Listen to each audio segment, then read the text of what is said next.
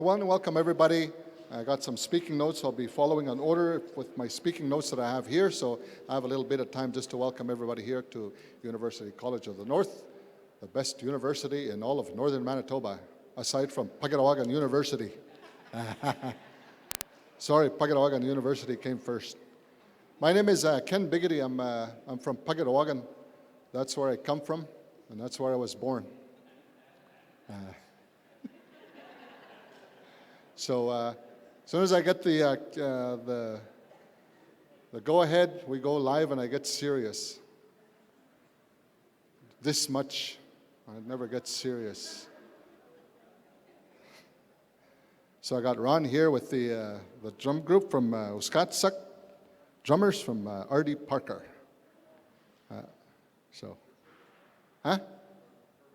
We'll go for real this time.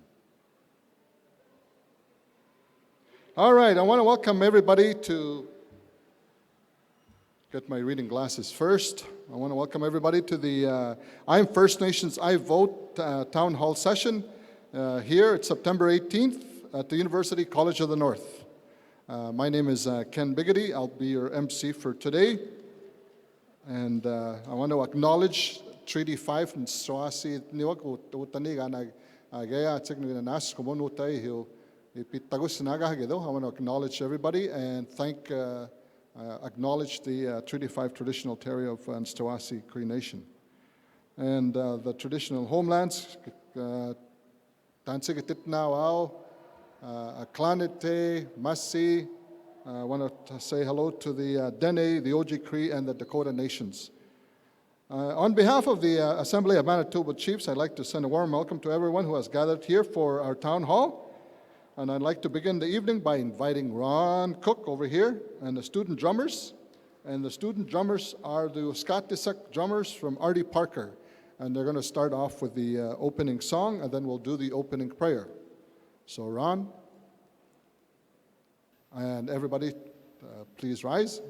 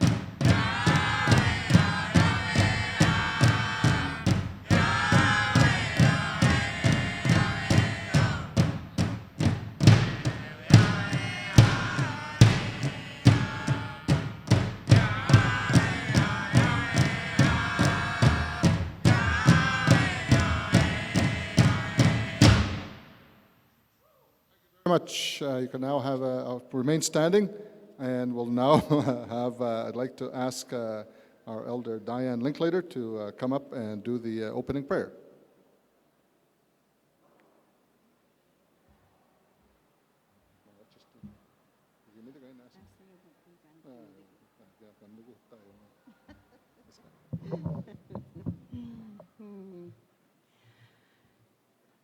Dansi, kita tamiskat na wow, sipi ko awasti padis kuintikin. Nanas kumunanuts, hite na makuisan, tapika kisimuan. I greet all of you. My spirit name is Blue Sparkling Light Woman, and it's always an honor to be asked to say a prayer, and I will be saying the prayer in my language, which is Cree. Aw, hayab mi hatan. Ano tawinan kisimantu. Nido makitsosi Mississippi ko awasti padis kuntikin. Nimusuminanak nukuminanak witsehakanak ipika kisimustamoko nuhakumagananak utakapi mawatsitutsik. Ano tawinan kinanas kumitnan isimidyakan kinimusuminanak wapano kapitsik. Saki wiwin kapmutatatsik. Ipagusid mo ano tawinan tapipito katainan ma kisaki wiwin uta. Minakidawani musuminanak sawanu kapig an makapmutatay kistidi tsikin ipipagusidi an mamilya ko tapipito katayin utaw mawatsituin. Minakidawani musuminanak nukuminanak pakisimoni kapig an itapito ki suki dimuin o makakisimawatsitutsik o kung wakumakanak ipagusidi Dayat sa kami da suki da mo ino magawati tuta ko. Mina ikutapit sa kaniki saki hakananak kaki ni kanaw te amitsik kapi awi kumi amitsik ikusani tuan. Ani musuminanak kuminanak kistawaw kiwit tinu kapi kistawaw inanas kumitahakan makapumutain idinisuin. Ipagusida mo aknutawinan tapipito katain umitapi mawatsitutsik. Ay kusani nung tawinan kisimantu minangkawinan kinanas kumitnan pagkuside mo takitimaki tawiyaki pikaki simusta mo kisikuko kawiti si oda sweet sik minawati si pakitna ko pikiskwiniwawa iya mista mo kisikanik awi pampahta at sikuta diskunikan na kuma nti tawin na ipagkuside mo nti diniminanak wistawaw tawi kutsik ta nawasuna at sikanihi kawi witsihikutsik nung tawinan. Ikusani ito hakinanas kumita kakidawaniki ni kaniminanak kakanedemiyamihitsik sa widimik nung tawinan. Wido inikutsiukusisimaw ipisikaki simuan ipisinanas kumitan hente tuan hehe. Aw.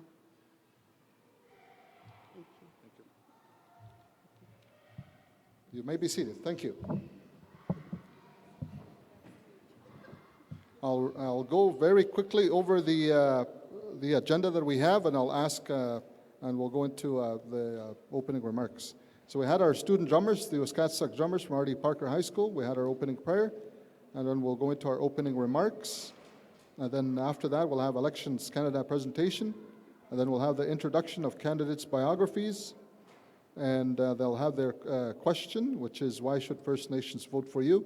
Each candidate will have 3 minutes each, and we have a speaking order that we did by picking numbers, and then we'll do the reverse order once we finish. Then we'll have the questions and answers with candidates, and then there'll be questions from the floor, and also on live stream. And then we'll have concluding statements from each candidate, and then we'll have discussion on a future of IFNAIV events, and then we'll have the closing song with the Uskatsak drummers from R.D. Parker. So at this time, ladies and gentlemen, I'd like to invite the Grand Chief of the Assembly of Manitoba Chiefs, Grand Chief Arlen Dumas, to provide his opening remarks for today's events.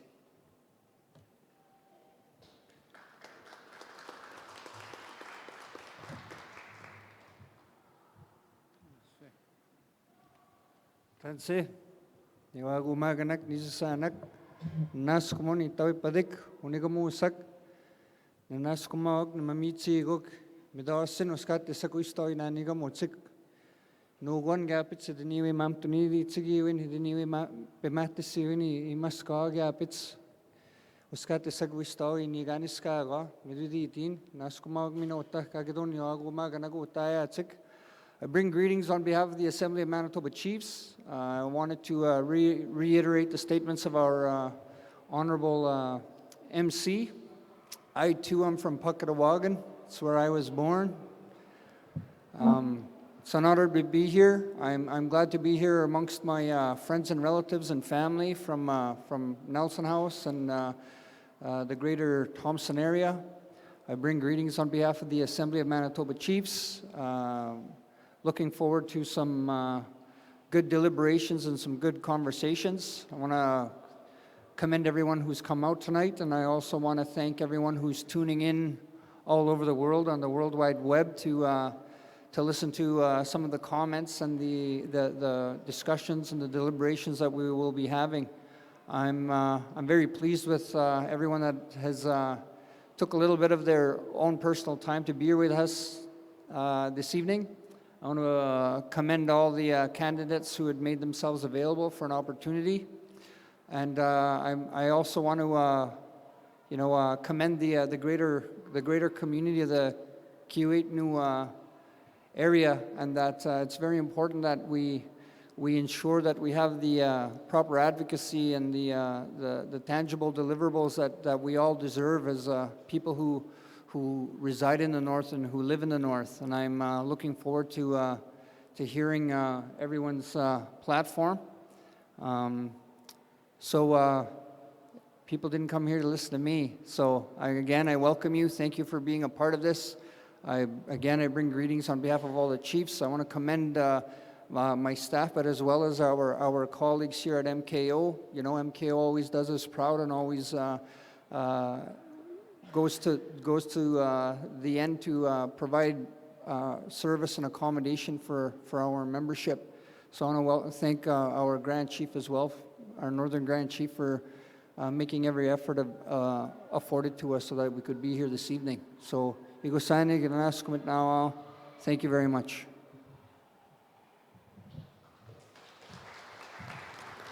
Thank you, Grand Chief. At this time, I'd like to now invite Grand Chief for Manitoba Kiwet Nogimaganak, Grand Chief Garrison Sati, come and do his opening remarks.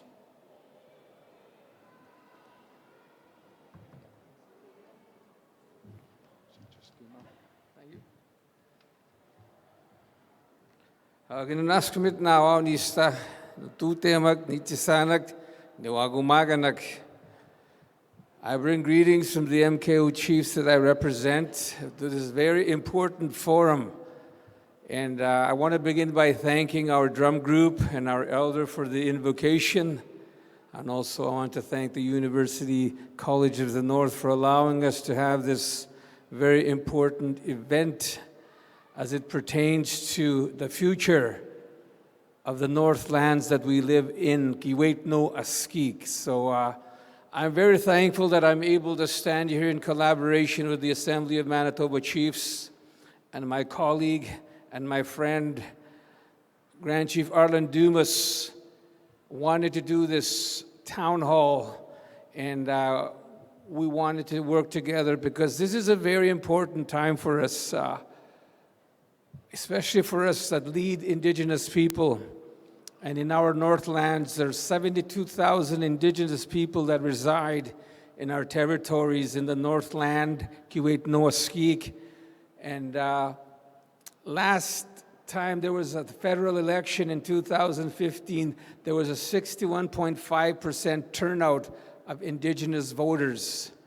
And 4 years later, we're hoping that we can do the same because we care what happens in our Northlands.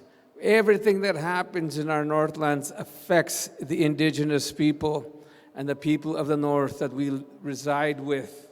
So it is very important that we make a conscious effort to do our utmost to ensure that our vote is counted. The sign says, "I am Indigenous and I vote." And I can say that myself. I am Indigenous and I vote. And furthermore, I am Cree and I vote.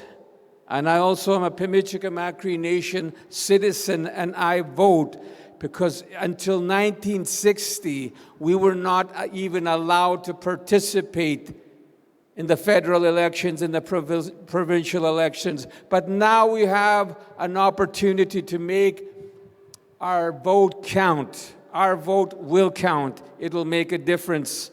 So I'm thankful that we can stand here and listen to some deliberations and discussions from our panelists, and I want to thank them for making themselves available, because this pertains to our Northland, and we care about our North. We care about the future of our North, and we care about our Indigenous people, and we want to do our best to ensure that their representation is voiced in Ottawa, voiced in Parliament. So thank you, everybody, for turning out.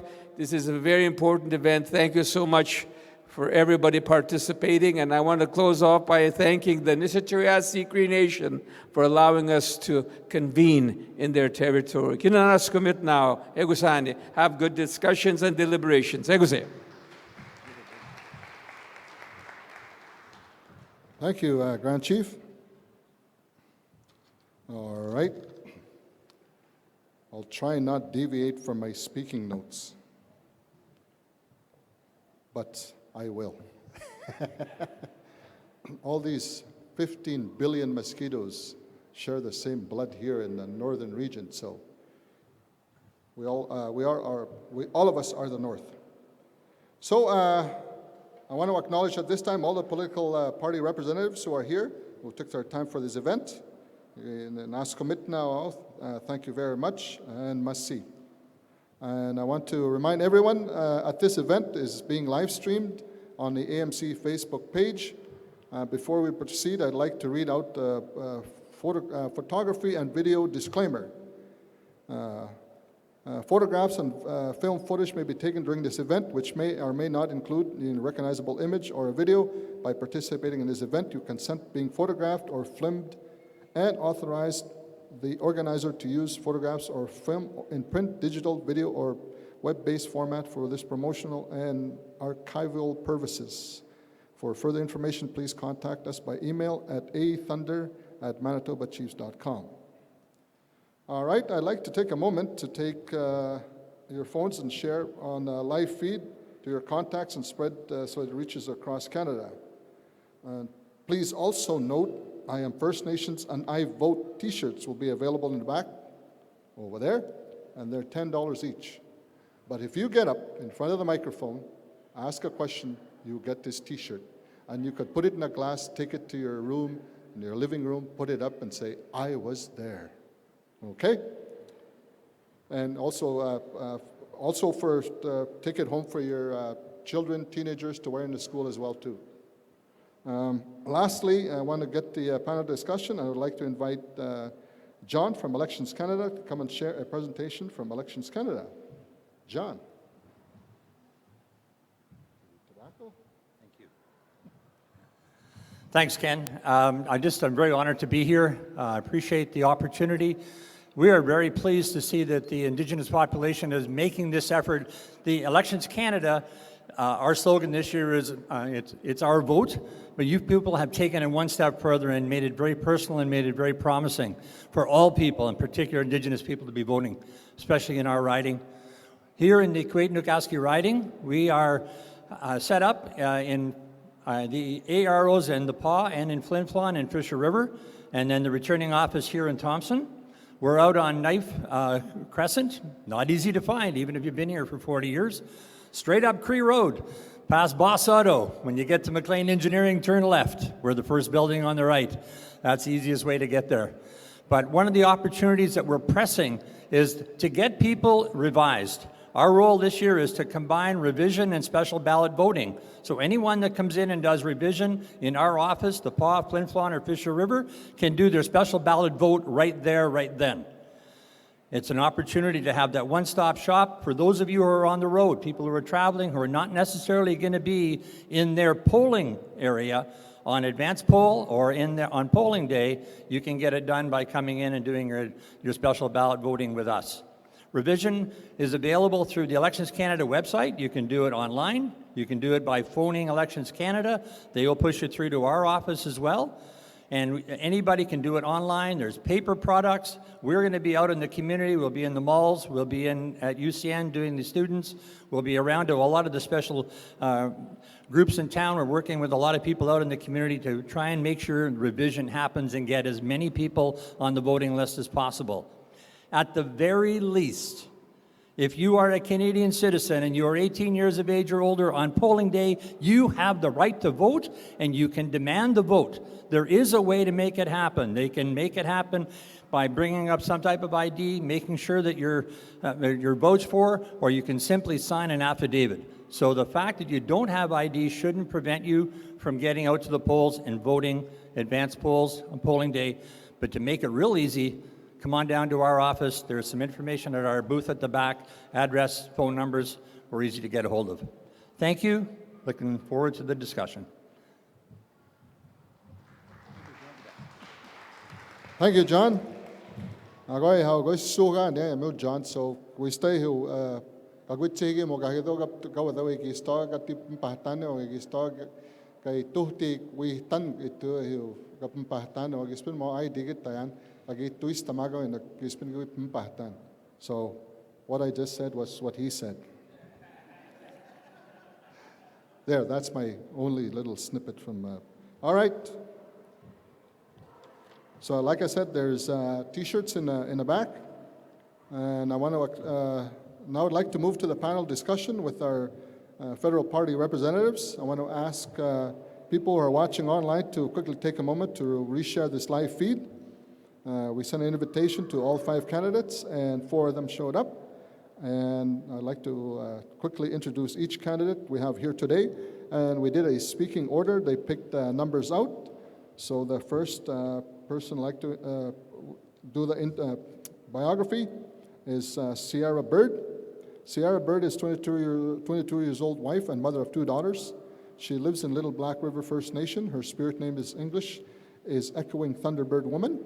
Sierra made a goal in 2013 to run for the federal election in 2023, but decided to run to the federal election this spring because of our people cannot wait any longer for an effective voice. Sierra has struggled with mental health illness such as depression, anxiety.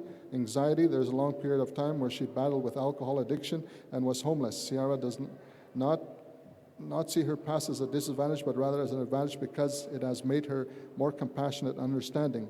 Sierra is working to reclaim her culture and has been attending ceremonies with her husband since 2016.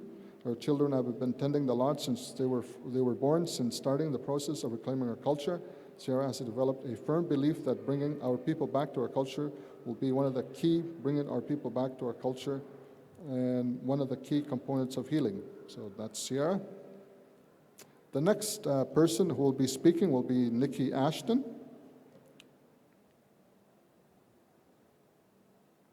Give me a second. And Nikki was first elected as MP for Churchill Kiewit Noaskik in 2008 when she was 26 and lives with her hometown of Thompson. She serves as the NDP critic for jobs, employment, and workforce development, and deputy critic for reconciliation between Canada and Indigenous people.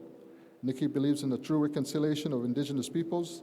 She is proud to work to bring together Indigenous peoples, students, labor, and the LGBTQ community and women in pursuit of justice. Nikki is a strong voice in Ottawa for change because she's unafraid of challenging the status quo. She's fought hard to endure crushing student debt, expanding health care to include pharmacare and dental coverage and to protect the environment. Our third speaker will be Ralph McLean.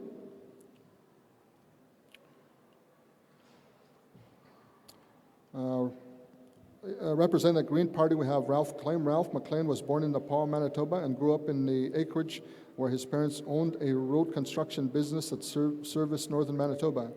He self-identifies as Indigenous Métis, and his mother is a full-status Rocky Cree. Ralph is a student at the University of Manitoba and later went back to school at the age of 25 to get into the IT industry. He also worked in the oil and gas industry for over a decade fighting to create stronger environmental regulations. Ralph supports massive investment in sustainable green energy projects, and which he knows would provide long-term employment for a variety of trades and businesses. He envisions northern mining projects playing a pivotal role in supporting the technology that will enable this transition, which would mean the return to prosperity to the region once had. Ralph is a supporter of the universal basic income and security empowerment that will provide those living near the poverty line. He is also an adamant believer in building a stronger educational system and making post-secondary tuition and trades programs cheaper to ensure everyone has the same access to opportunity. Finally, Ralph wants to see action improve daily lives of Indigenous peoples in Canada and to finally address the historical legacy of racism that has plagued our nation. The last person that will be speaking is, I'm just trying to find the notes, is Judy Clausen. Judy Clausen was first elected into the Manitoba Legislative Assembly in the riding of Kiwitnook in 2016. From 2016 to 2017, she served as the interim leader for the Manitoba Liberal Party following Rana Bakari. At that time, she became the first Indigenous female leader of that party. Clausen, an Indigenous woman who grew up in Northern Manitoba, says that federal Liberals have made much-needed investments in the northern economy and in truth and reconciliation initiatives. So those are the speaking orders, ladies and gentlemen. We will now go into our first, into the question. And this will go to Sierra Bird, and she'll have 5 minutes. We have a timer in the back for people as well, too. Each candidate has one question, which is, why should First Nation voters support your party? Everyone, my name is Sierra Bird. My spirit name is Kapitikwik Pinisikwe.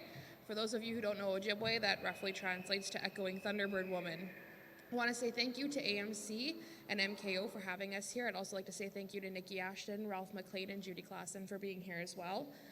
As an Indigenous woman living on reserve, I see firsthand the barriers and issues that our people face. These are my issues as well, and I take them very personally. I believe that I have the experience necessary to make positive changes in our riding. I have decided to run because our people are being ignored.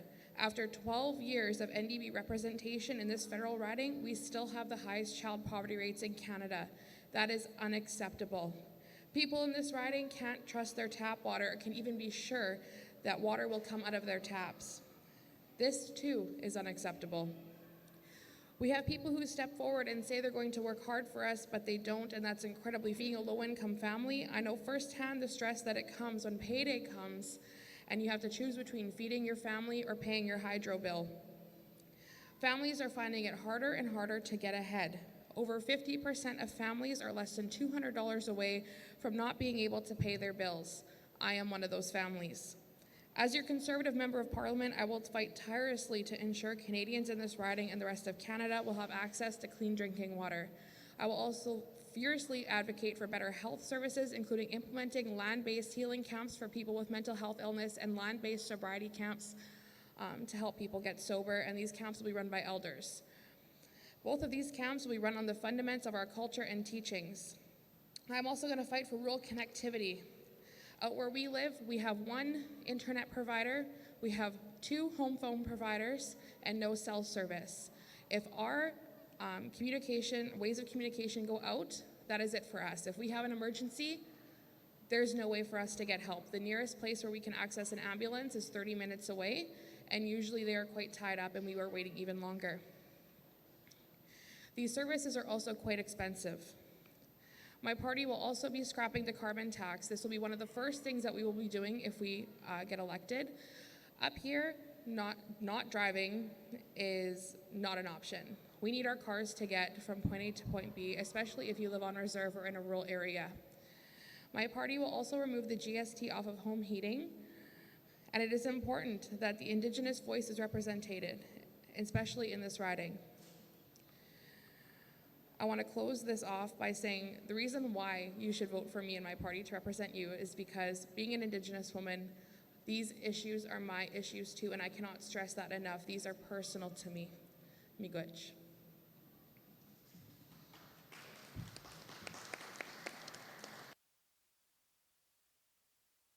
Our, our next speaker is Nikki Ashton from the NDP, and the question is, why should First Nation voters support your party?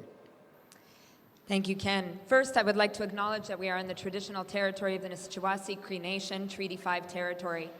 I would like to acknowledge the presence of Elder Diane Linklater, Grand Chief of AMC, Grand Chief of MKO, and our newly elected MLA, Danielle Adams, one of the 4 NDP MLAs elected in the recent provincial election, who will be sending a clear message to the Pallister government that has targeted the North, that we, the people of Northern Manitoba, will not be ignored. I am proud to represent our region and our North in Parliament. I have taken on Stephen Harper and I have taken on Justin Trudeau on issues that matter to our region. Working with my NDP colleagues, I have worked hard to be a strong voice for us in Parliament. But I can't stress enough how important this election is. It will determine not only who represents our region, but where we go in the critical upcoming years. And what is clear is that we need real change. We are in a region that produces much of the wealth of this country, but wherever I visit throughout the riding, one thing is clear. While the rich and powerful corporations are only getting richer, the third world living conditions that exist in much of northern Manitoba are continuing and in many cases getting worse. We know of the housing crisis, not only a shortage of housing, but overcrowding existing housing and houses that are full of toxic mold. Healthcare, where First Nations people live 10 years less than other Manitobans, we heard in this recent report. A healthcare system that does not meet the needs of Indigenous communities. Communities like the Island Lake communities of 14,000 people that don't have a hospital that they need. Patients that are being let down by medical services. And I want to acknowledge the presence of Ramona Nekwe, the niece of Abraham Donkey, who died on a bus going to Winnipeg because medical services and the federal government failed him. An education system that is chronically underfunded, not only beginning to recover from the 2% cap put in by previous Liberal governments, but one that is facing overcrowding in existing schools and a waiting list across the board. Roads, we know that too many communities across northern Manitoba are still waiting for all-weather roads. And we know that the NDP provincial government worked hard to extend that road system, but something that was cut by Premier Brian Pallister. For me, it is clear, as have said many, this is Canada's legacy of colonialism. It is the legacy of more than 150 years of Liberal and Conservative governments and their policies that have failed First Nations. We in the NDP believe in standing up for First Nations rights, not just when it's convenient, but all the time. We believe in the UN Declaration on the Rights of Indigenous Peoples, and we believe in putting forward a vision for social, environmental, and economic justice. I invite you to join us. Thank you. Masicho kinanaskumet now miigwech.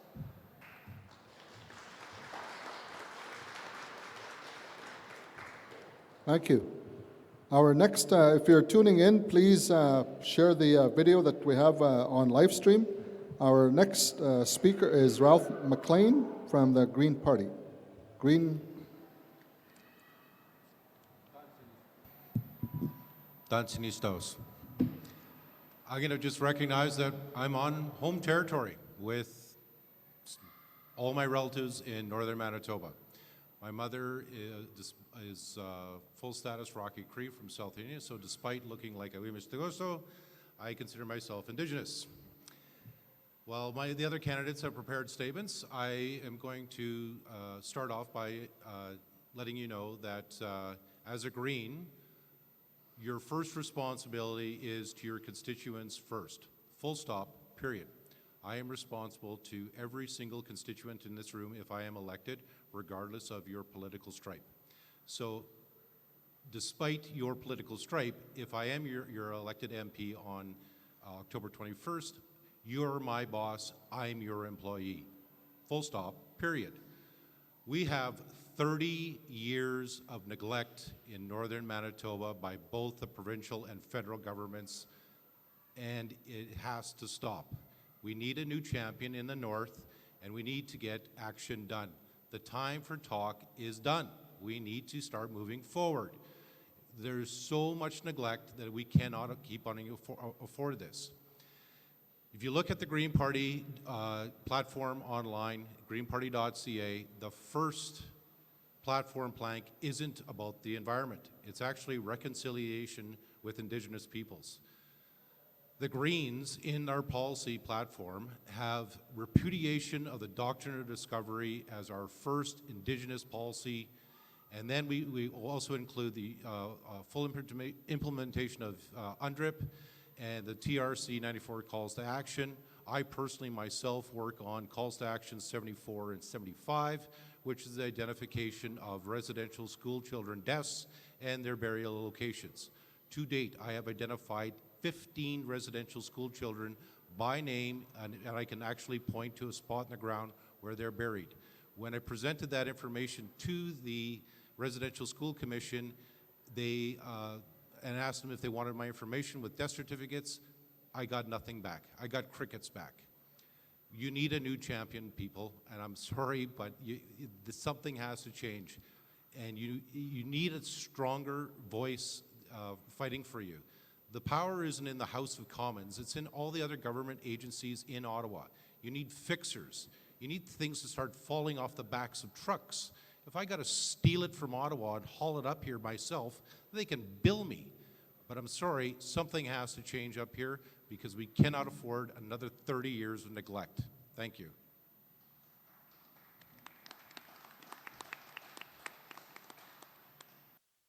Thank you.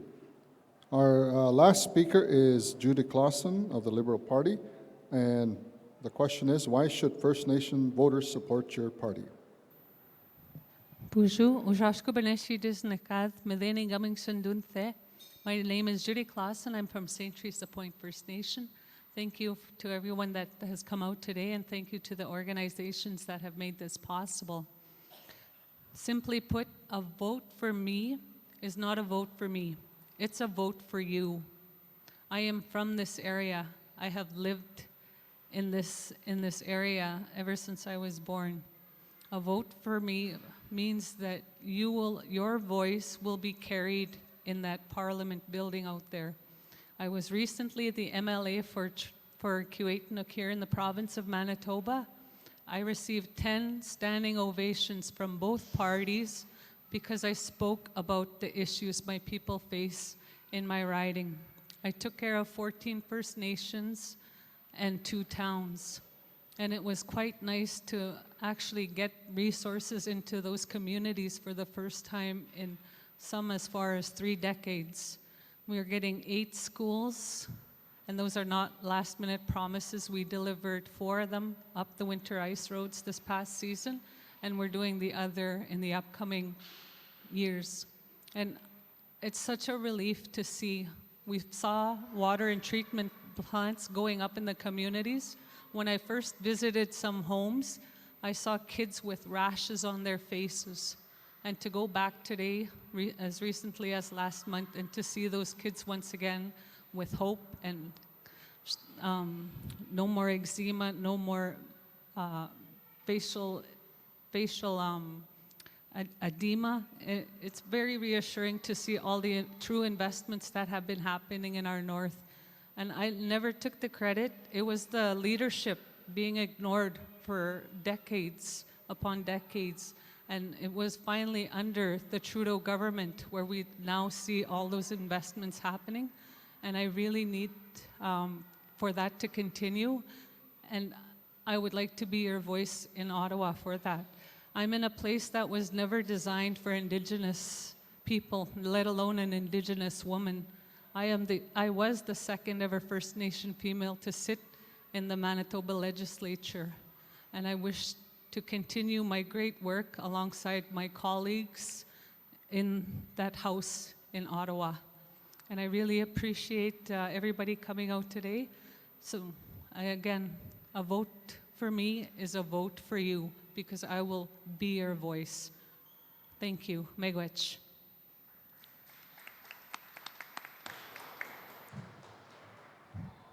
Okay, thank you very much.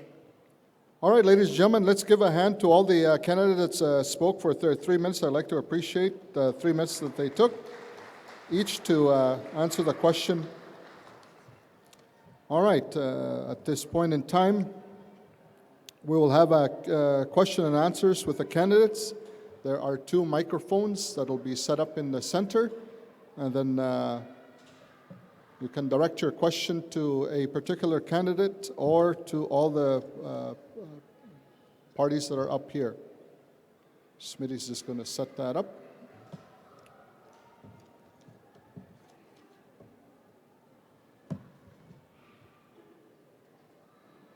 And again, if you're tuning online, please go to the live stream.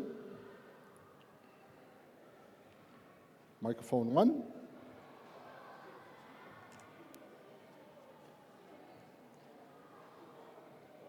Okay, 1 second. Yeah, he's going to turn on the microphone.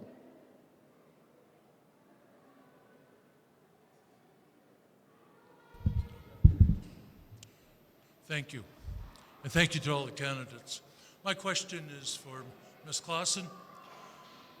When you got elected in Gillam, in that riding, you came to my door because I lived there. And I never saw you again. And the people of Gillam can't remember seeing you. And I went to Fox Lake, and they don't remember you. And I've been to York Landing, and they don't know you. And I talked to a person in Churchill, and he said you came in for a photo op when the railway was down. And while the Liberals were chasing lawyers and sicking lawyers after the company instead of fixing the line, I never heard your voice. And if you treat this federal riding the same way you do the provincial riding, then we're in trouble. What is your commitment to represent the people in the North? And are you going to live in the North instead of down Steinbach? Thank you very much. Thank you for the question. I definitely visited the communities several times. I made a point to not go when the photo ops were being taken place. I am not a seasoned politician. I wasn't going in there during times when all the other parties were going for their photo ops. I went when the people were still suffering and in pain and hurting, because I needed to hear not all the angry remarks, but I wanted to hear the solutions coming from the people. And I worked diligently. I didn't publicize what I was doing, but I was meeting with Pallister. I was meeting with, trying to get a hold of Merv Tweed. I was trying to get a hold of all the big players in that. I worked with the leaderships that were the First Nation leaderships, and I listened to them and what they wanted me to do. I did that. And sure, it would have been easy to do all the public photo ops and everything, but that's, if you know me, that's not how I operate. I do my due diligence and I work and I benefit the people by continuing to be that voice in the federal government's ear. And I bided my time. And I was patient like the rest of the folks in the riding, in Churchill especially. And I did do some drives, some food drives, worked alongside some church organizations to make sure that the prices, or that the people weren't so impacted by the high cost of food. If it was more publicized, you'd see that despite the high costs in Churchill during the crisis, you would know that Island Lake, where I'm from, the food prices, even though they were astronomical in Churchill all of a sudden, that's what we live with daily. Those prices were still cheaper in Churchill than in Island Lake that entire time. And I never made mention of that because we needed to fight for Churchill and not glorify the suffering. And so I did my due diligence and I made sure the voices of the people of Churchill and Gillam were heard, and especially of all the First Nations along the Bayline communities. And it was nice to work with people working together rather than trying to fight. Fighting solves nothing. Working together did. Miigwech. Thank you. Do you have a Well, one more? The commitment to live in this riding. Are you going to live in this riding? Well, my husband. Your family, you and the family. My husband is from from Steinbach, and definitely we have talked about it. It depends on where he's placed. He is trying to get into, Trudeau invested in a brand new school in West Sigamak, which is 5 minutes away from my home community of St. Teresa Point, and it's looking like we are actually going to be able to move home for the first time in a long time. Thank you very much. So the microphones are open to the audience. And if you have another question, please go to the mic. So we'll go with him first, and then we'll go second, so we can stand up, and then we'll go to the questions. If you can use a microphone, sir. Okay.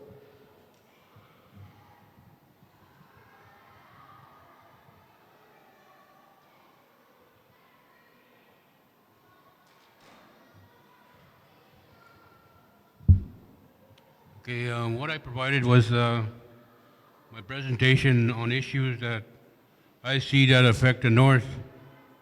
I am from the North. My name is Jason Cook, resident of Thompson. And the questions I have put forward are to all candidates. They can answer them in the best way they can to the audience that are present. The first one that I have is on health. As we all know, in the province of Manitoba, the topic of health has many issues and concerns that affect residents in northern Manitoba in general. Number one is medical services in the hospital, waiting time, surgery, specialist referral to Winnipeg, transportation, Northern Patient Transportation Program, escort services for the elderly, serious medical patients, heart-related issues. Getting back to the transportation, I, for one, the subject of neglect from Northern Patient Transportation Services. I had 3 appointments to see a specialist in Winnipeg, and my doctor clearly wrote on the referral to the Northern Patient Transportation Office that I be provided with an escort, and I was denied. I have a heart condition, I'm a cancer survivor, and diabetes for 20 years. So those are the things that me, as an individual, have experienced for Northern Patient Transportation. You know, cutbacks from the Palliser government. You, as people in Ottawa, hopefully, when you get elected, whoever it may be, seriously look at their health issues in northern Manitoba.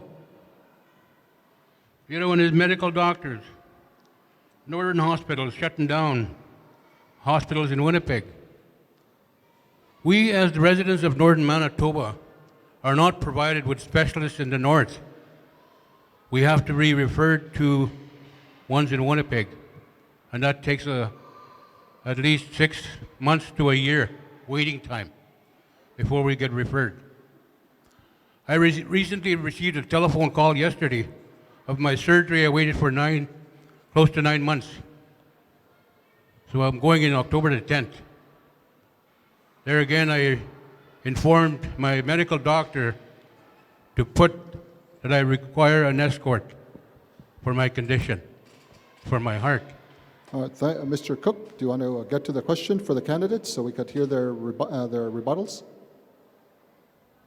You have the subject on health. Yes, I have another one here. It's a 4-part on health. The other one is palliative care and nursing homes. In general, we see our elders taken away into the hospitals without proper care in these homes. You, as an elected official, what will you do to provide the services that are required for those people that are in those homes? Thank you. Thank you very much. So what we'll do in terms of responses, if it's 2 minutes, we'll go the reverse order. So we'll start off with Judy Clausen. Go ahead, Judy. First of all, let me say thank you for coming today, for sharing such personal information. keep you in my prayers to help you along. It is very distressing. Our services have been very neglected throughout these, and your story can be told time and time again. And I have been advocating provincially for those services to be extended into the north, and it was so frustrating because as soon as I told him, Pallister, of the good work that some First Nations were doing, or some like our healthcare services were doing, he seemed to end up cutting them. So I stopped sharing the good ideas that were coming from our people. And I started working with the federal government. I had a member of parliament, her name is Marianne Mahaichuk, call medical services right at 4:30 one day, just so she could see what we go through. She called medical services, was on hold for half an hour, and was hung up on because of the shift change. And then so she had to call again, and then she waited 45 minutes yet again, just to let her know what we go through while we're sitting in those airports waiting for medical services to take us to our appointments.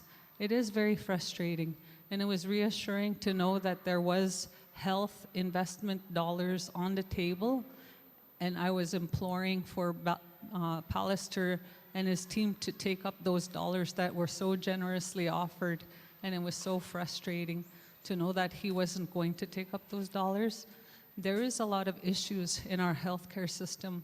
My own mother went to nursing station for 6 years and kept getting told she was only suffering from menopause. So we finally brought her down south on our own dollar to find out that she had stage 4 cancer. She didn't survive a year. And that story can be told so many times and time again. So many newborns we have lost because of the neglect. And I will advocate for you and share my story and share yours. Miigwech.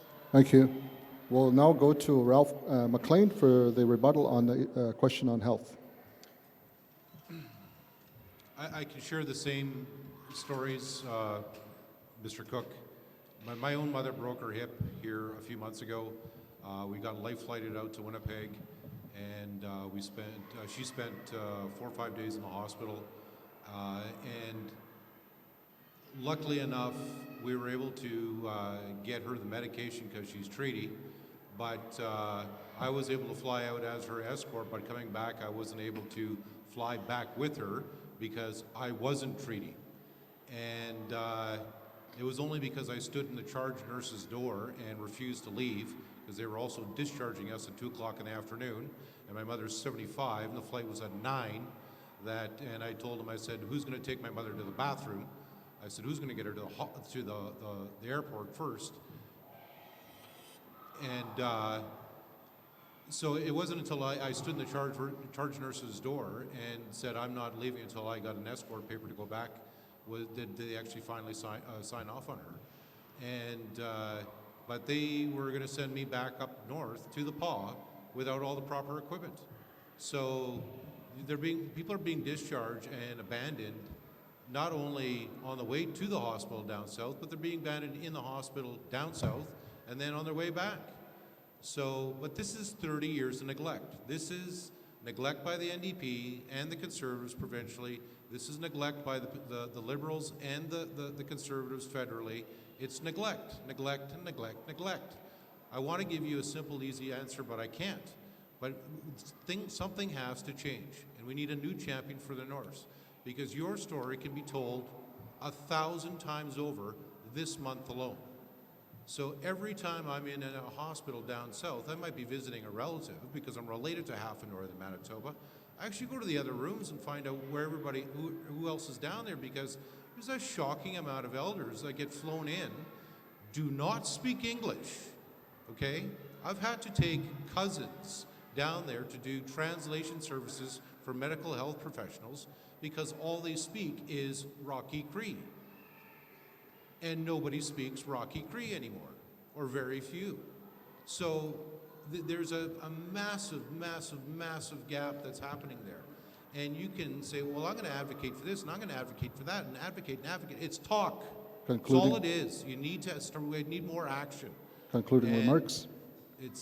we've got to move forward. And I'm sorry if I'm a little frustrated here, but I've had 3,000 conversations with people at the door. Thank and you, this Ralph. is the #1 priority from people. Thank you very much, sir. Thank you very much. Okay, our next speaker to answer the question is Nikki Ashton. Thank you, Jason, for sharing your experiences, and experiences, as we've heard, are reflected in every single northern community. I think, first of all, we have to start by calling what it is: systemic racism. Many Indigenous people are falling through the cracks, both provincially and federally, because of a system that is holding and pushing them down. The results of the research project that came out just a few days ago, talking about how the life expectancy of Indigenous people is actually, of Indigenous women, is actually getting lower, speaks to the fact that things are getting worse. And I think so. That's why I think it's so important to call it what it is. And we need to get to the bottom of what's happening. And that's why I'm supporting the call from Island Lake activists in calling for a public inquiry into medical services.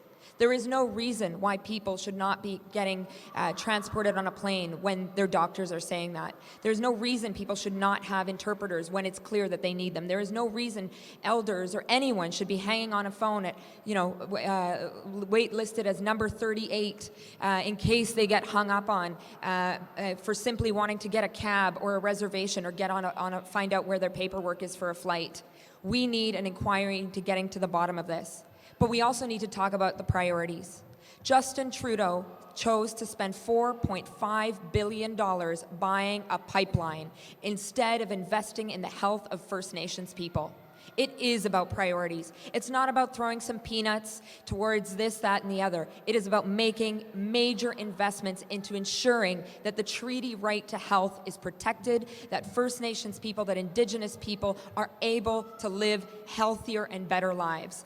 And so I'm committed to calling that hypocrisy out. You can't talk about defending Indigenous rights. You can't talk about nation-to-nation relationships when instead of investing in the First Peoples and the most fundamental investment in health, and instead you buy a pipeline that's going to contribute to greater climate change and devastation.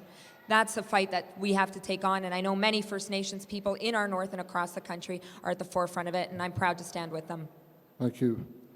Okay, our next to answer the question is Sierra Bird.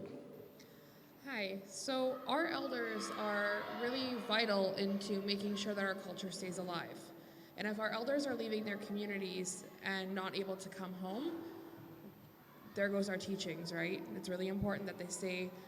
They need to get the medical care that they require, but it is also important that we try to keep them as close to their communities as possible, so that way we bring down the cost of having family members come to visit them, because when you're sick, you want your family there to support you. You want your family to be there.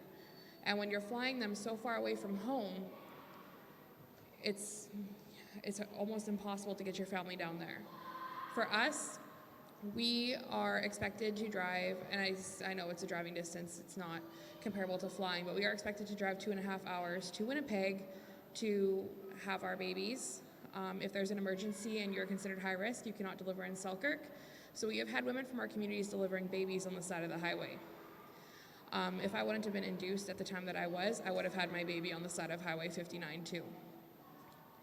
But the point is, these situations are being ignored. It is time that we finally have someone who will bring attention to them, someone who will bring this to the attention of the federal government, someone who's on a team that can actually do something about this. And this is something that I will commit to looking into further. I'm going to get you answers. Thank you very much. Mr. Cook? Sorry, Mr. Cook. If we have two more, if we have time, and then we'll go back to your second questions, just so that she already had, if we'll allow the time, she'll go first, then we'll go third, and then we'll come back to Mr. Cook, okay? Just so that we're fair on the questions. So we'll go with her first, and then we'll go second, and then we'll go back to Mr. Cook. So if you can immediately go to the question, if possible, because of time constraints. Yes, I'll do my best. There's two quick questions I have. First of all, you're all aware that our Indigenous youth are lost. There's a huge drug crisis here, and you look at open the Thompson Citizen paper on any given day. Our children are dying. They're killing each other. They're killing others. There's a huge drug crisis here. There's one in Winnipeg that is hitting Brandon. It's making its way into our First Nation communities. When I was a teenager, the worst thing we can get into was cannabis, marijuana. That wasn't harmful. But today, like, and not only the crystal meth, fentanyl, and all this other stuff, I don't know all the names, but there's also the prescription drug use that's being way out of hand. Even our elders are being given drugs, and they sell them because just to complement their budget, like because they don't have enough money to live on. So the one question I have on that is, what do you, as each four vying candidates to be leaders in Northern Manitoba, what kind of plan of action do you have to work with the provincial governments to address this drug crisis today? And we need to address today. Like, we need our children, like, do you have a plan to bring back more initiatives for our youth, more healing centers for our youth? Our Indigenous youth need to connect to their spirit. This is what's killing them. This is what's making them so angry and turning to drugs. We need something that's going to help our youth understand ways to live the good life, Pimatisawin. So that's one thing. And there was one other thing I just want to quickly touch ground on. And Sorry, we'll go with the first question on, so we'll have to answer that just in respect with Ron. Okay. Yeah, the one question, so we'll do the one question. Because of time constraints, I need to go to the party. okay, Okay? that's good. All right, we'll go with first with Sierra Bird with the Conservative Party. Thank you for your question. Today, while I was at door knocking here in Thompson, I heard a lot about the issues that is happening with the youth out here. I am not ready to write these youth off as a lost cause. I am seeing it happen in my community. Family members of mine have gotten, sorry, I get really emotional about this because I have lost family members to this horrible epidemic. I see family members of my own coming into this crisis, and this is not okay. And in my opening statement, I had said that I want to start land-based sobriety camps in their home communities, led by elders, so they're getting their teachings and they're able to get back onto that sweetgrass road. It is so important that we bring our children and our youth back to their culture because that is what they need. We cannot, and I cannot stress this enough, we cannot write these youth off as a lost cause. And one thing that I really, really want to see is more programs for our youth as well. A lot of this crime is happening because they're bored. When we go into other flying communities when there's lots of crime happening, that's a serious issue. So I really do think that these land-based camps where these youth can go out in the bush, get away from the bad influences and experience nature and the teachings, I really think that those are going to be effective. We had a land-based sobriety camp in Black River First Nation not too long ago, and our success rate has been amazing. We have had only 2 people relapse, and they have gone back and gotten treatment, and they are back on the right path again. It's such an amazing thing that we have going on here, and I would like to see it continue further. This is a topic that's really close to me, and I'm really sorry for getting emotional because I feel that society is losing hope in our youth. But I also think we need to elect good examples that are walking that sweetgrass road, that understand the culture and the teachings, to show the youth that, yes, you may have taken a bad path now, but it is not too late to come back onto the right path. Thank you. Okay, our next to answer is Nikki Ashton of the NDP. Thank you for that question, Hilda, and certainly you're raising an issue that many here in Thompson, many of us are very concerned about. And I think what's really important to acknowledge right off the bat is so much of the challenges that we're seeing are linked, and it's been said by many, to trauma, intergenerational trauma that many of these youth are living with right now. And so we need to have responses to that reality. Those responses don't involve what we're seeing from our provincial government that is cutting programming when it comes to young people who are living with addiction. We need to talk about the need to invest in rehab programs, in opportunities, programming for young people to be able to get healthier in communities across our region. You know, I've heard from people that have worked at Whiskey Jack, or people that have worked in Nelson House at the Medicine Lodge, or in Saguin at the treatment center. The waiting lists are long. Very few of those programs are actually designed for young people, if at all. So the current programming, people are there wanting to do the work, but the supports are not there. And we can link that right back to the ideologies of both provincial and federal governments. For 10 years, we had Stephen Harper, who instead of investing in young people, preferred to build bigger jails and throw more Indigenous youth behind bars. And now we have Justin Trudeau, who talks a lot about reconciliation. But the Reconciliation Committee that Minister Bennett put together, a number of key figures resigned from because the programming was going to go to an NGO in Toronto instead of being sent directly to First Nations on the ground. I have visited so many First Nations where people are trying to make do with what they have to create programming. Success stories in Red Sucker around a baseball tournament, success stories in OCN around land-based programming. But we need federal governments that believe in First Nations youth and don't just talk about it, but respond with action, respond with investment. And that's something that I will continue to fight for. Thank you. Our next to respond to the question is Ralph McLean of the Green of Canada. Hi, thank you very much for the question. It's a common question I get at the door, having knocked on 3,000 doors so far. Your specific question is, what would you do today, as in like right now?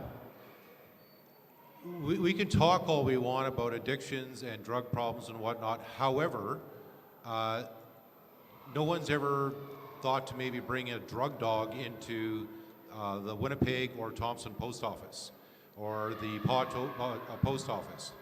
Most of the drugs right now are coming in through the mail, and there are direct links through the drug dealing through small packages in the mail that are coming into a lot of remote communities that if we had drug dogs at the post offices, you'd be able to stop the supply right away.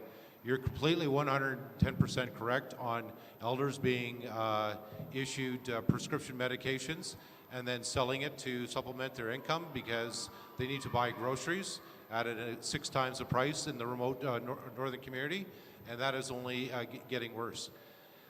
This all goes back to the fact that we have 8% of the Canadian population corralled onto 0.2% of the land when they used to own 100% of it.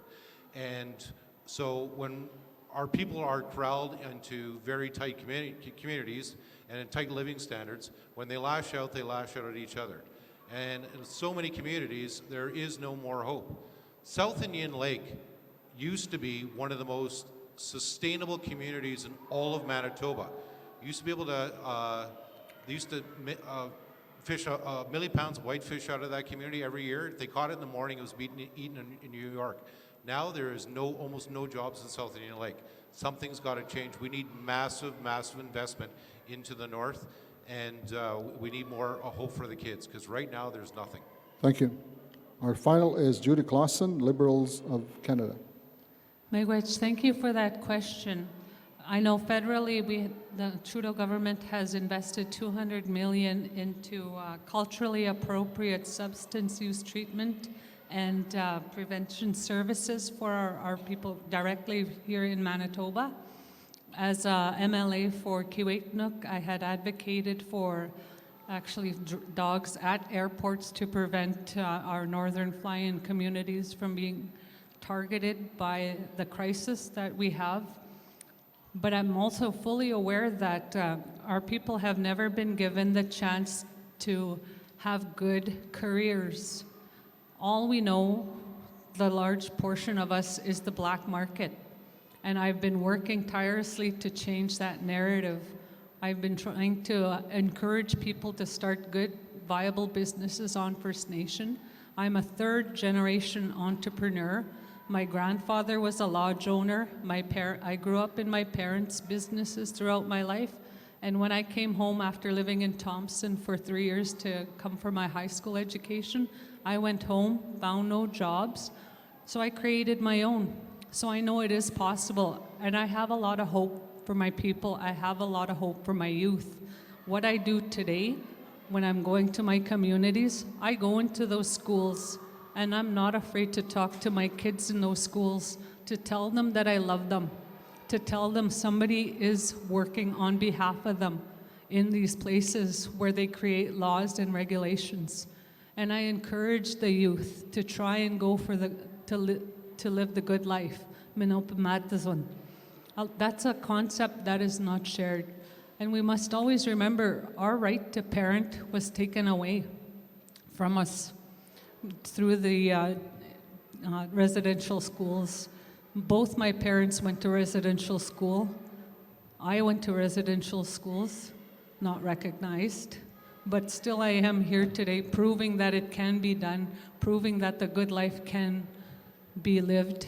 And I intend to share it with as many kids that I talk to in these schools and try and encourage them. Thank you very much. Miigwech. All right, before we go into the next question, it is 8:18, so we'll go with the question. If you can, just give me a second, and we'll have the rebuttals at 1 minute, because we have 3 more questions. We'll go with the gentleman here, the lady there, gentleman in the back with the hat, and our final question will be from Grand Chief Arlen Dumas. Just for time constraints, so if you can, commentary, kind of cut it and get to the question. First of all, are you guys enjoying the building? Hey? Nice. What a beautiful building we have here, eh? University College of the North. I wonder how it's got its name. Well, today people are going to find out. 1996. I'm going to make this real fast. A fellow by the name of Tom Fortin, who was my father, had a lot to do with the Churchill River Diversification Project. One day he said to me, after I got married in 95, my wife was from Nelson House. So he says to me, Keith, he says, I got an idea for you. And I'm going to use my father's words exactly. He says, not too far from Nelson House, there's a lake called Wisquatum. There's a falls there called Taskinagap Falls. I flew over it 3 times with my airplane, but it would be a very easy installation for a generation station. Why don't you tell the chief and council in Nelson House to get into bed with Manitoba Hydro and create a partnership? You and your wife might never see anything of it, but maybe your kids will. Well, guess what? My kids, one of them's back there, and he's 17, 18 years old.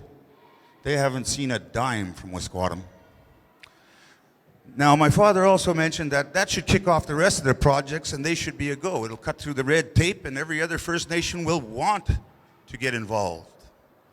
Thus, the kiosk generation station. I'm an operating engineer. I need work in northern Manitoba. And if I got to go out and create the work in order to get myself a job, then I'm going to do it. I run a D10 at Kiosk. I built the cofferdams, the entire rock structures, everything. And I named the building you're sitting in now, when I requested it the same year in '96, to Chris Reddy, Diane DeCorby, Conrad Jonason. My wife was at the table. She worked there. They were in an old Polaris building. I thought Thompson deserved a university. So I told Chris Reddy, I don't know, call it University College of the North or something, but I don't know how the name stuck. I've built ice roads. Sir, if we can get to the question? I will. Okay. I've built ice roads with my father. We were owed $789,000 by the province of Manitoba, in which we couldn't even get paid. We got taxed by the province. We were a First Nations company building a road to our own reserve, the Saysi-Denny First Nation. The reason why we had to build a road in the bush was because the ice on South Indian Lake, everybody wants to wonder what happened to South Indian Lake. Well, let me tell you, because I lived there. We need to get to the question. Yes, I will get to the question, but you first have to understand the surrounding of what is before that question can be brought to you. So will you give me some time? Or are we 30 going to more waste seconds. time Yeah, talking? just 30 Okay. seconds. So anyhow, we didn't get paid. The question is, will the federal government, candidates that come here into the north, will they stand up and recognize the people that have done things in the north and actually go back on the years that have surpassed me and my father, who I buried because he didn't get paid? And when his lawyers walked away, 2 weeks later, my father, I was burying him because of stress, undue stress, concurred and implemented by the very governments that you want to vote for. Sir, need to get to the question? I'm First Nation and I don't vote. The question is this: what can Canada do to right the wrongs that have been done against First Nations? Right back to the speckled trout hole. What would you do if I tabled the fact that there is evidence in northern Manitoba that have 75 bodies of Indigenous people, Saisi Dene First Nation members, above ground, never been buried, never been told, wrapped in Hudson Bay blankets? Oh, people will call it smallpox. My family calls it chemical warfare. It's more than what you call. Okay, sir, thank you very much. Here's the No, question. I have to get to the... Will the government come clean, you very investigate All right. the stating? Okay, sir, thank you very much. We have three. So for the rebuttals, I know we took close to 5 minutes on the commentary. If we can go 1 minute on the rebuttals. Yeah, yeah, yeah, yeah, yeah, okay. Yes, okay. Yeah. Okay. Okay. Thank you very much.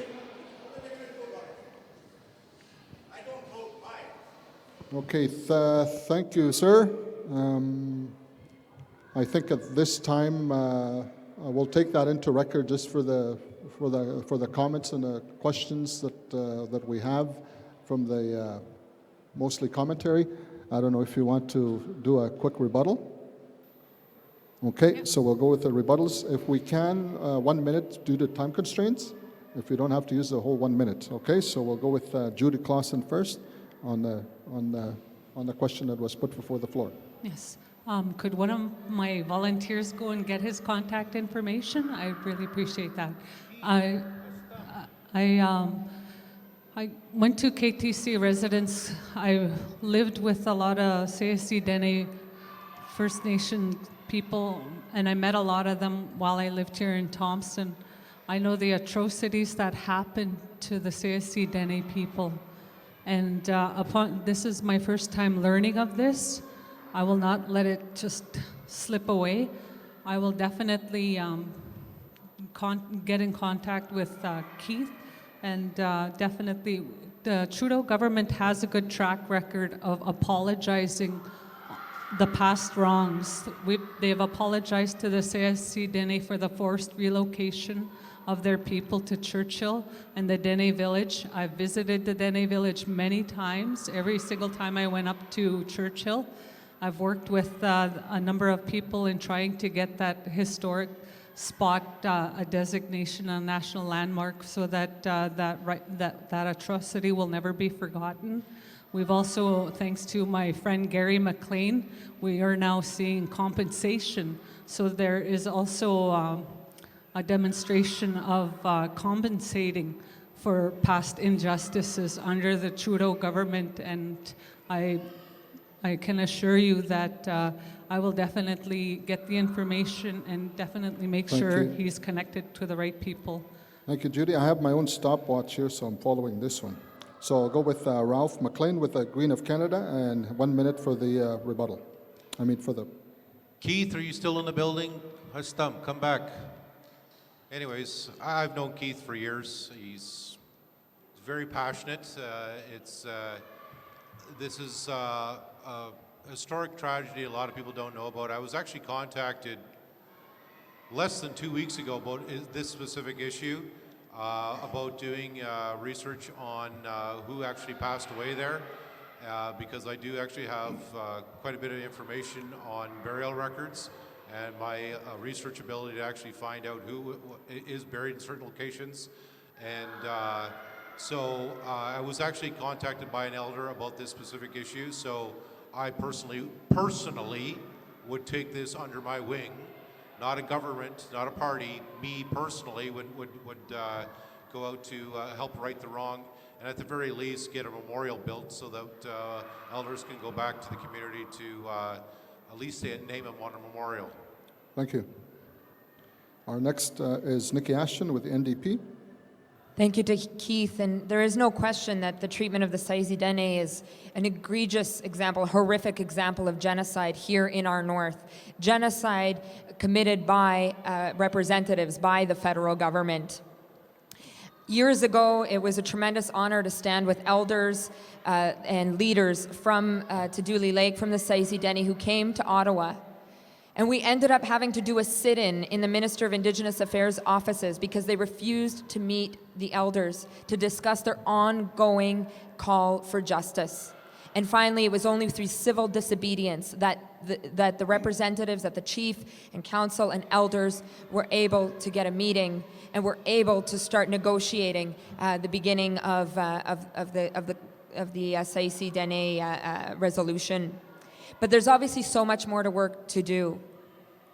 I want to say, though, however, that under this current government, there continues to be disrespect towards the Saisi Dene and the Denesuline of Lac Brochet. The North of 60 land claim has yet to be resolved, and Minister Bennett, at the 11th hour, turned around and did an about-face on her commitments to those communities. If there is to be justice for the Saisi Dene and the Dene of Northern Manitoba, North of 60 land claim must go forward and be resolved. Thank you. Thank you. Our next speaker is Sierra Bird with the Conservative Party. Keith, if you're still here, I would also like your contact information as well. This is something that I'm willing to look into further. I believe that there needs to be justice for the victims of genocide. This isn't the first example of genocide either that has taken place in the North as well. So I would really like to help you resolve this and help right this.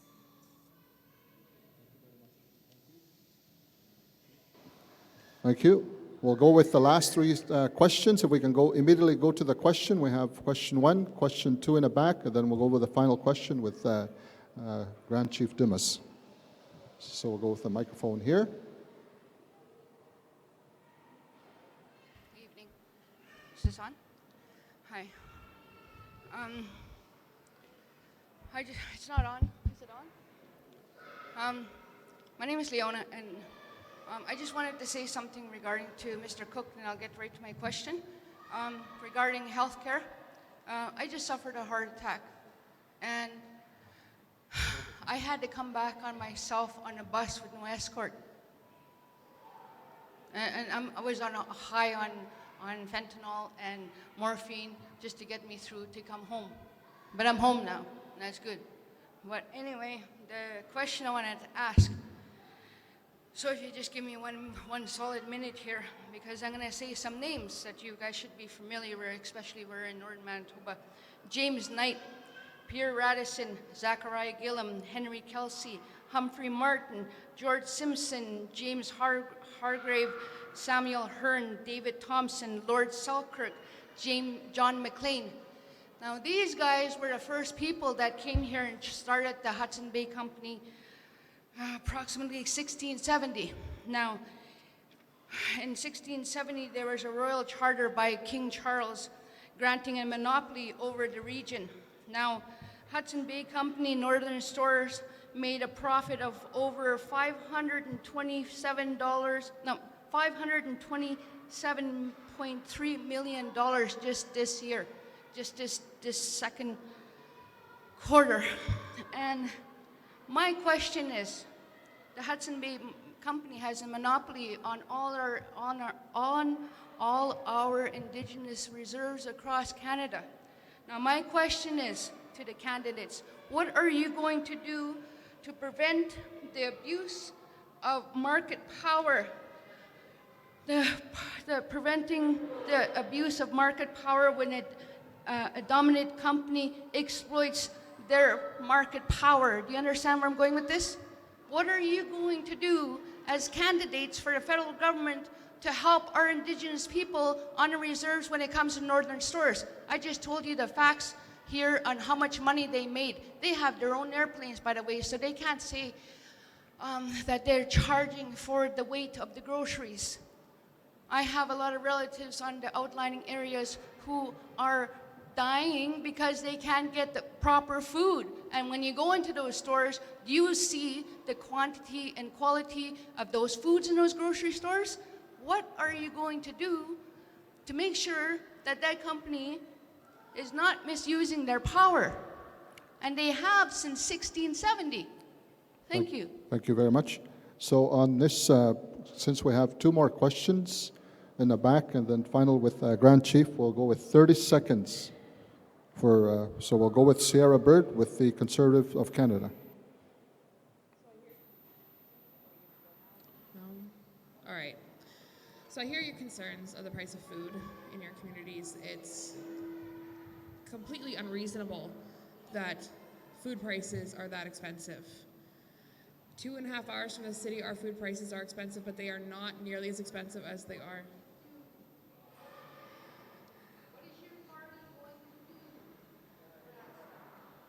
Something that I would like to see, well, the first thing too is we're going to be getting rid of the carbon tax, and that will significantly cut down on the cost of freighting it out there. Sorry, what was that?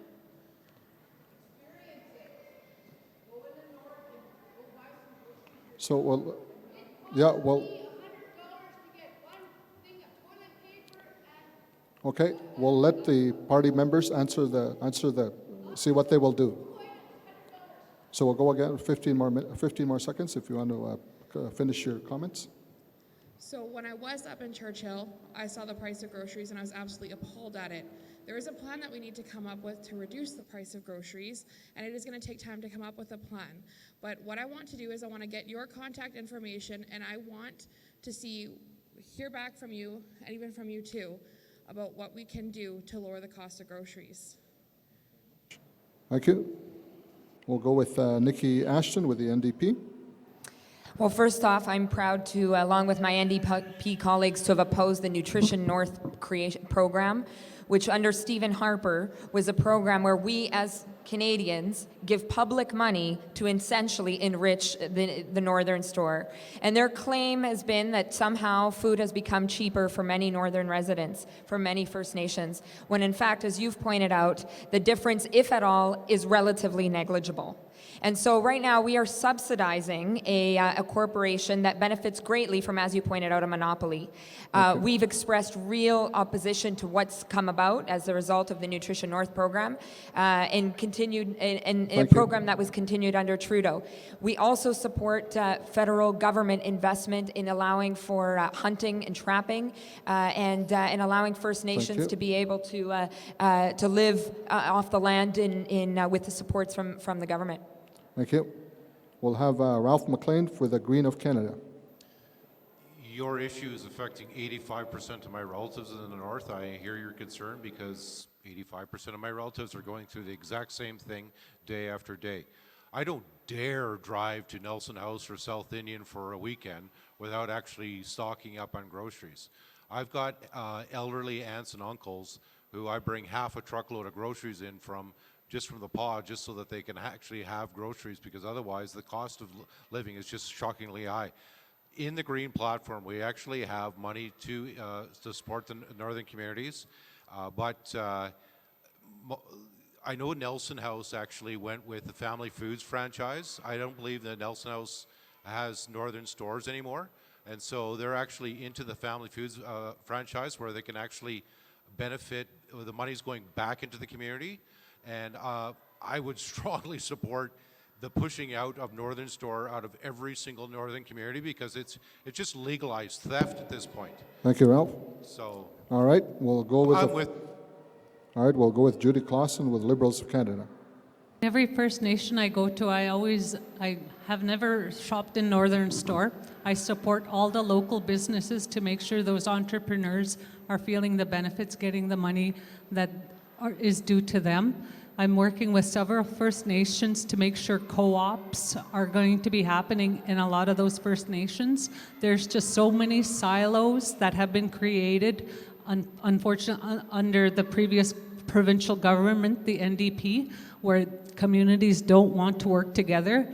But since I've come in, we've all started talking to one another. We have great ideas. We would like to start co-ops in some of these remote First Nation communities. Thank you. And definitely make sure that it happens. Thank you. Okay, we'll go with the second last question in the back. We'll go with the second last question, and then we'll go with the final question with Grand Chief Arlen Dumas.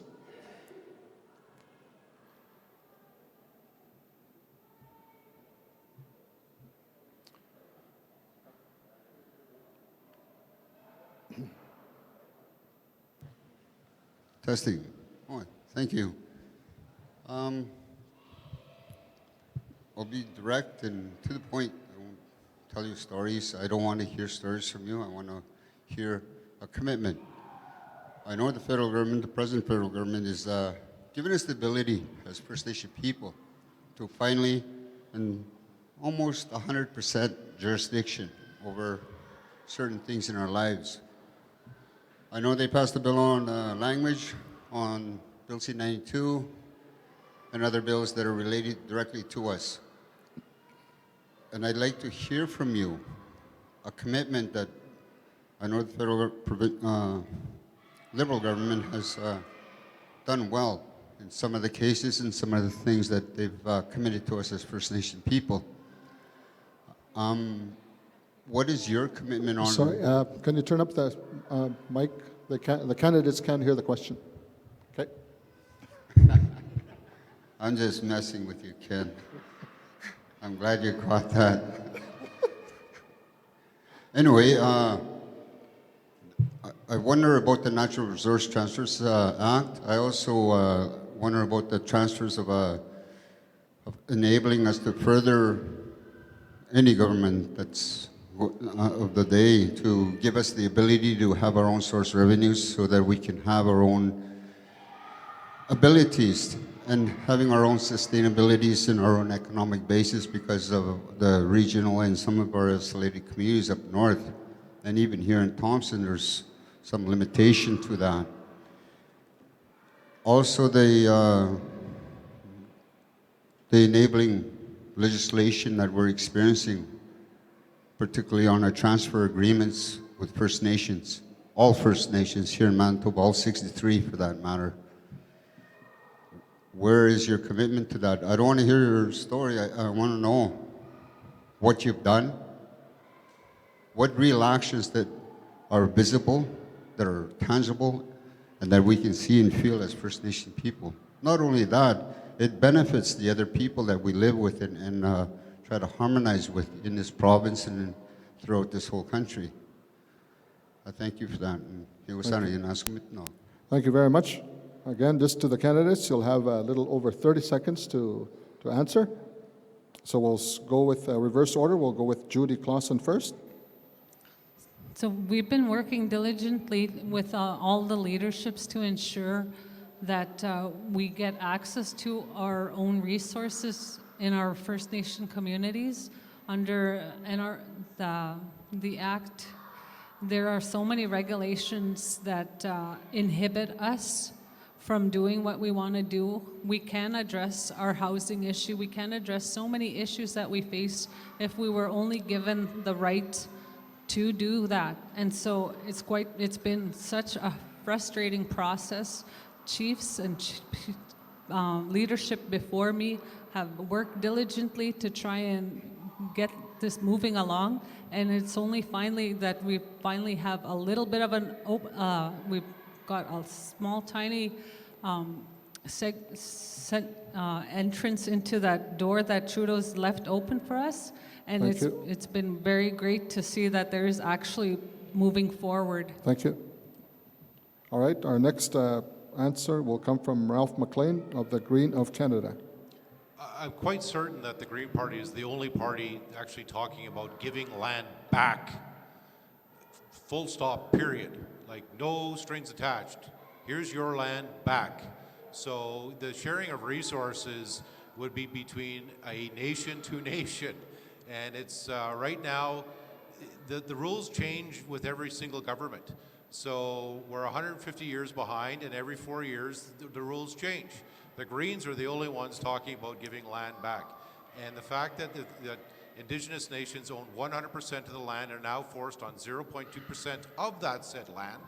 And the Canadian government has lost 150 Supreme Court of Canada cases against itself, speaks to the record of the government of Canada. So with the Greens, we want to right that wrong. Thank you. And move forward. Thank you very much. We'll have our next response from Nikki Ashton with the NDP. Thank you for that question. I've been proud to speak out how tremendous wealth comes from this part of the country, and yet First Nations see so little. Whether it's in terms of fighting policies that are in the way, whether it's in terms of, as you mentioned, ensuring that there is respect for First Nations rights, whether it's recognizing what the role of the NRTA has been and what it's been used for. It's been very clear to me that we need to make sure that we are fighting so that First Nations have their rights recognized. But let me give you a recent example. I want to acknowledge the work of the Treaty Land Entitlement Committee of Manitoba. Just a few months ago, a number of First Nations came all the way to Ottawa asking to meet with the minister, the new Minister of Indigenous Affairs. He couldn't walk 2 blocks to meet them.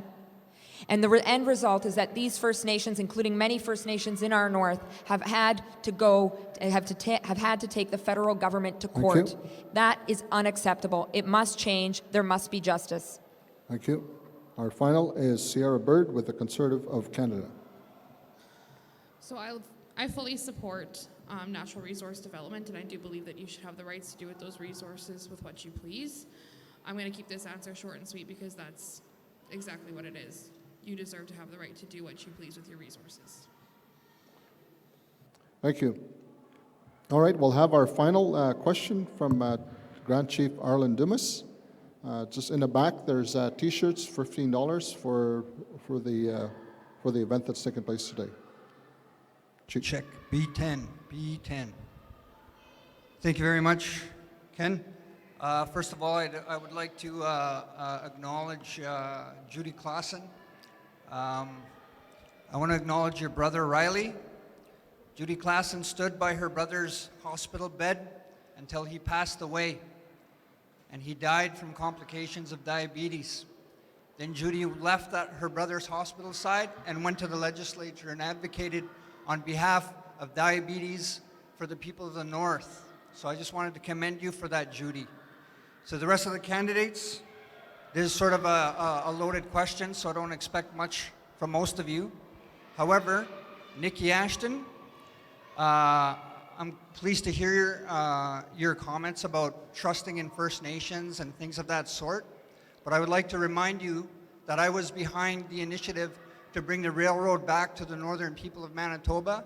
I met with you in a restaurant in the Pas. I presented to you the plan of what it was we needed to do. I asked you for support so that you could bolster the support that we needed for a truly northern railway that was inclusive of everybody.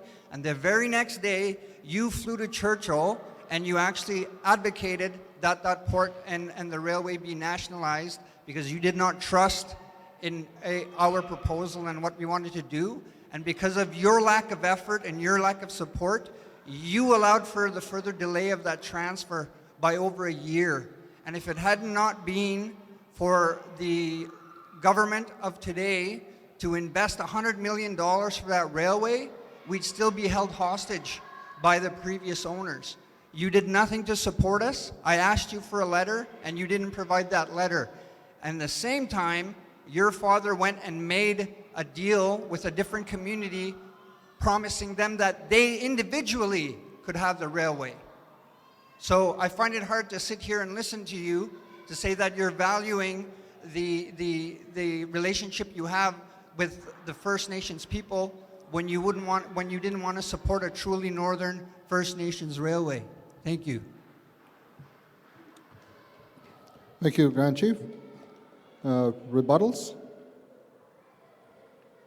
Seeing none? Okay, thank you. Okay, 30-second rebuttal, Nikki Ashton, NDP. Grand Chief, I respect your position. Frankly, I'm shocked by your framing of what you've raised here.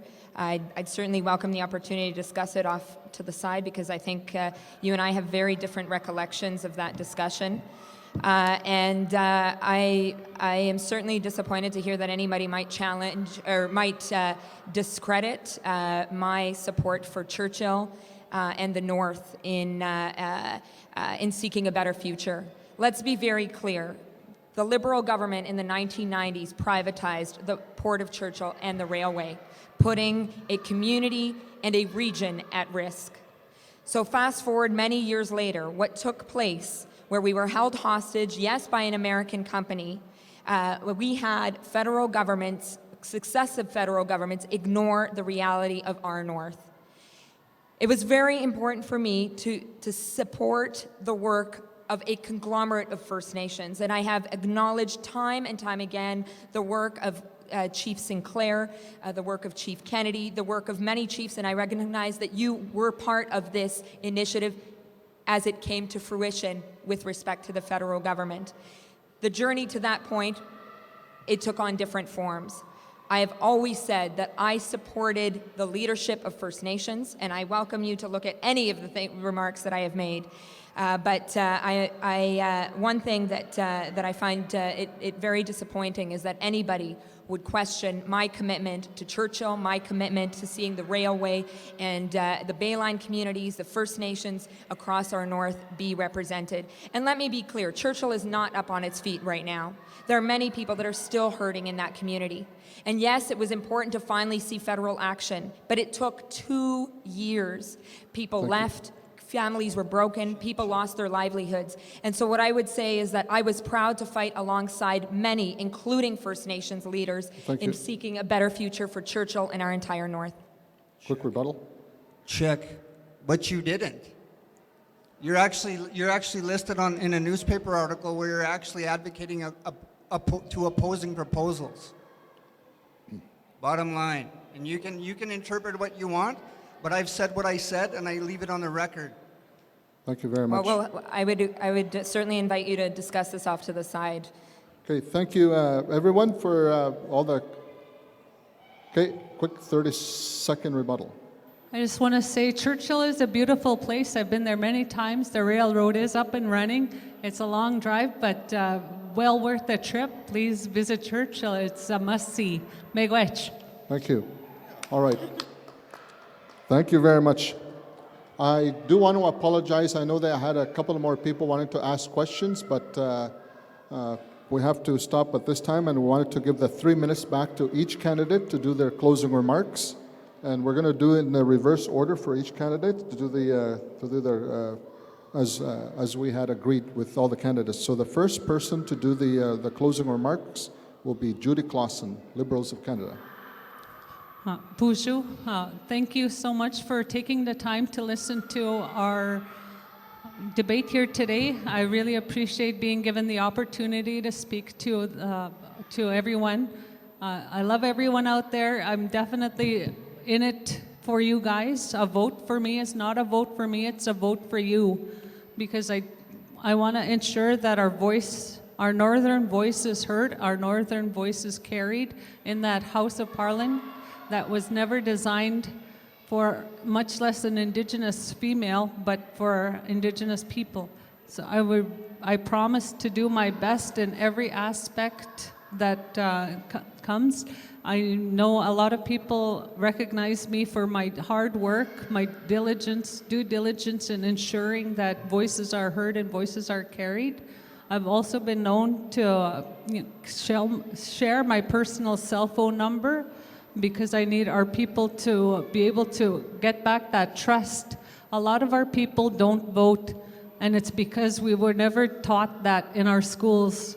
when I was asked to be an MLA, I had to Google search what an MLA was because no one ever came to my school and taught us how important our voting rights are and that we can vote. So I encourage everyone to vote. You know, whether or not you vote for me, you know, that actually doesn't really, you know, make what makes the difference, I'm sorry, is that people get out there and vote. That's the way I wanted to phrase it. I encourage everybody, young and old, please get out there. Your voices are important. Miigwech. Thank you very much.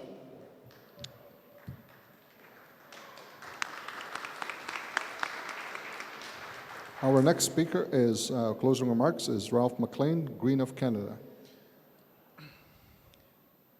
The other three parties are going to tell you what they're going to do, and I'm going to ask you what I asked 3,000 people at the door already. What are your issues and concerns? Everybody has a different issue and concern. You're voting for the Greens. You're not necessarily voting for the Greens. You're voting for yourself. So regardless of your political stripe, whether you're NDP, you're Liberal, or you're Conservative, you're a non-voter, you're an elder, you're a child, you're male, female, you're rich, you're poor. If I'm your MP on election night, you are my boss. I am your employee.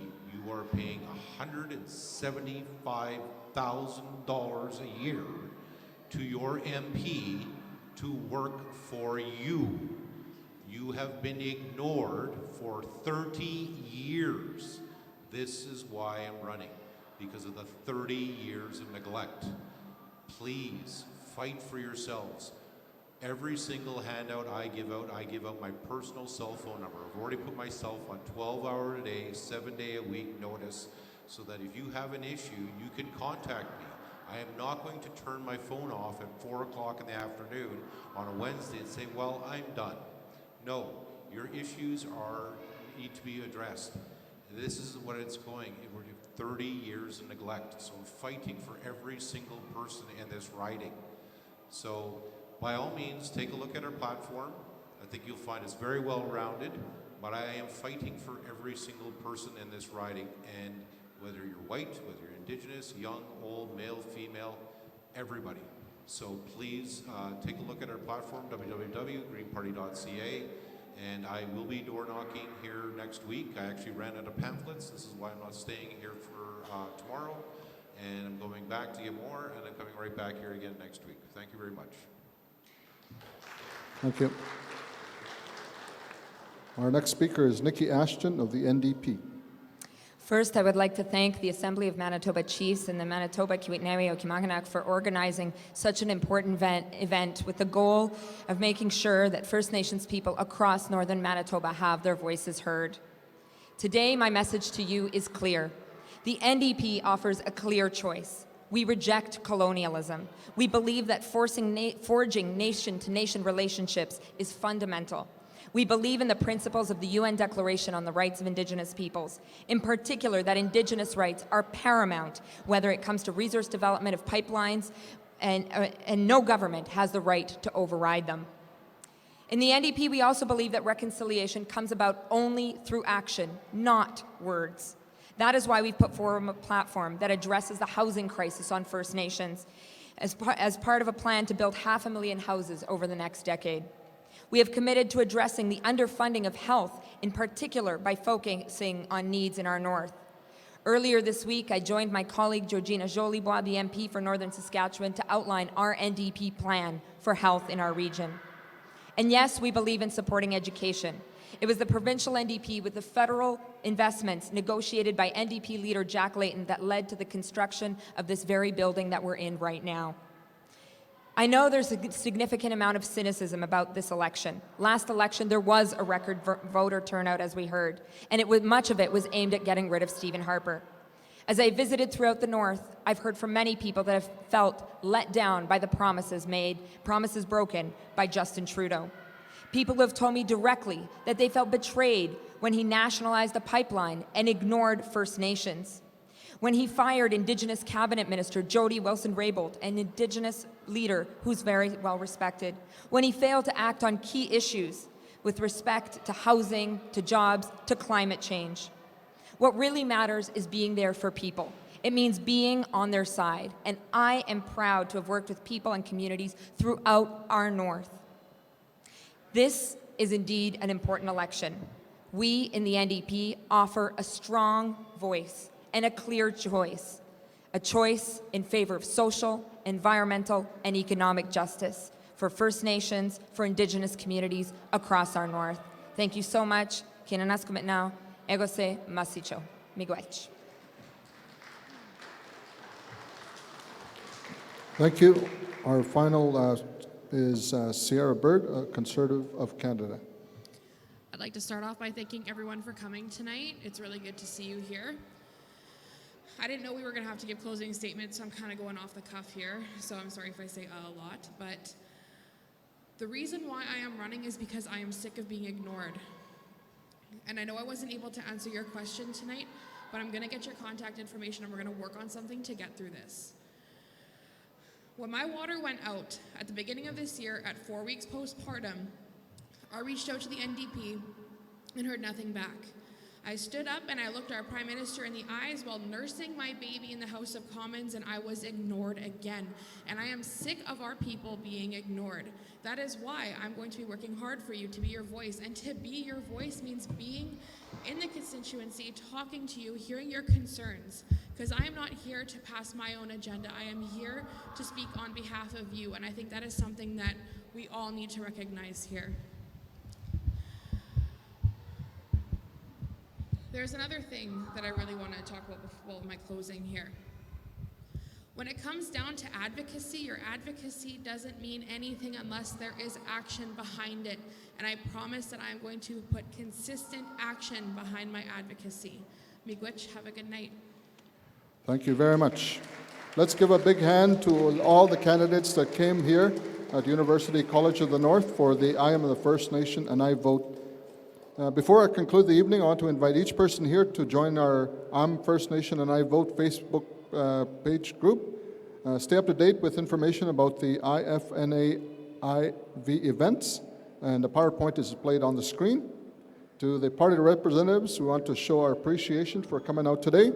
We'd like to present you with some gifts on behalf of MKO and the Assembly of Manitoba Chiefs.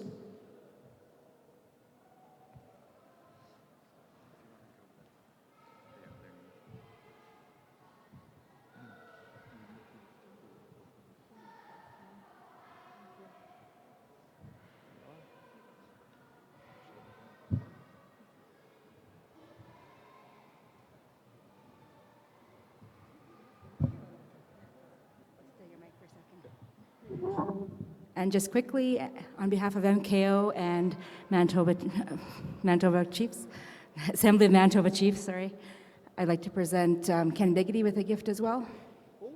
Thank you for your hard work tonight and keeping us on task.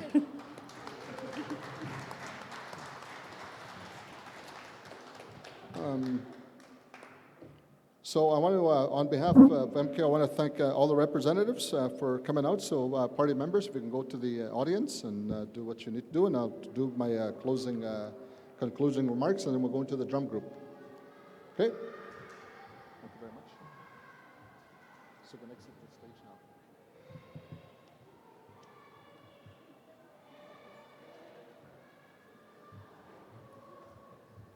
So this concludes our evening for everyone. I want to thank you again for taking the time to be here. This event will be posted online and on YouTube channel, on a Facebook page. Please continue to share this video so that we'll have an event stronger impact on the federal election. Share all your posts and photos on social media using the hashtag IFNAIV, meaning I Am First Nation and I Vote. Please join our Facebook group, I Am a First Nation and I Vote. Most importantly, please invite your friends, family to come out and vote on Election Day on October 21st. I am Ken Biggity. It was a pleasure being your MC. Have a good evening, and let's go to the drum group, and we'll have our exit song. Take it away. The Oskatesak drum group.